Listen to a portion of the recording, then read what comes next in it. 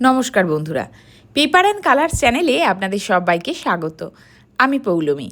আমার আজকের রচনার বিষয় রাখি পূর্ণিমা বা রাখি বন্ধন উৎসব সম্পর্কে 10 লাইন রচনা। আসুন শুরু করা যাক। 1.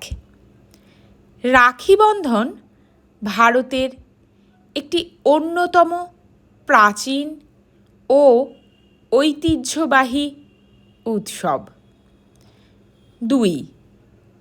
রাখি বন্ধন উৎসবটি শ্রাবণ মাসের পূর্ণিমা তিথিতে ইংরাজির আগস্ট মাসে সারা ভারতবর্ষ জুড়ে পালিত হয়ে থাকে।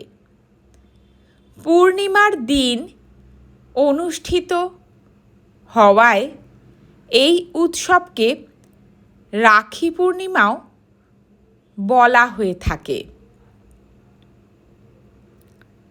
3. রাখি বন্ধন উৎসবটি মূলত ভাই বোনের পবিত্র ভালোবাসা, শ্রদ্ধা, সুরক্ষার প্রতিশ্রুতি ও মঙ্গল কামনার একটি দিন। 4.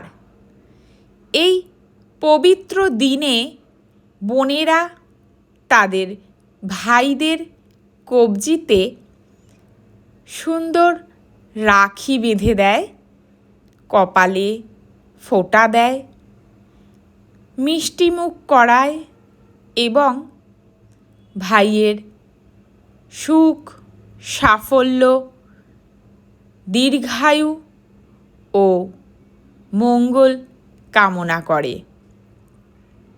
5.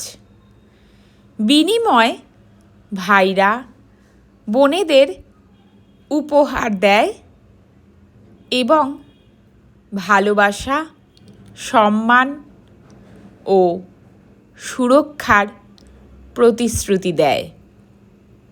6.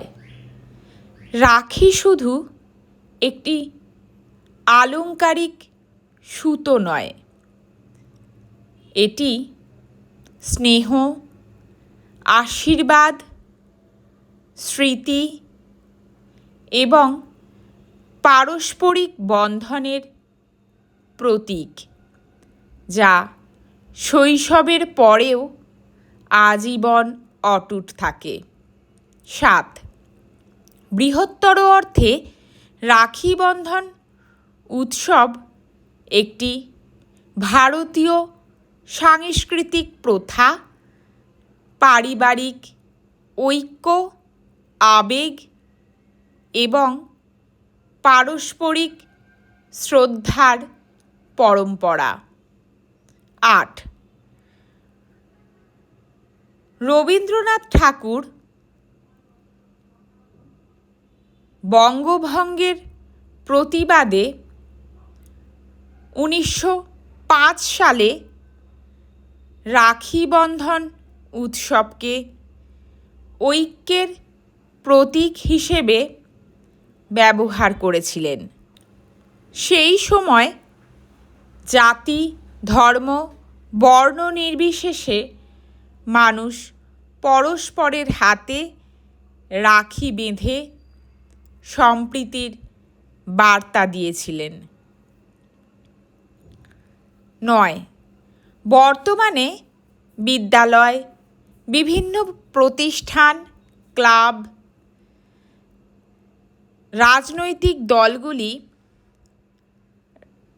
রাখি বন্ধন উৎসবের আয়োজন করে থাকেন, যেখানে পথ চলতি সকল মানুষকে রাখি পরিয়ে পারস্পরিক ঐক্য ও সম্প্রীতির মেলবন্ধন প্রতিষ্ঠা করা হয়। 10.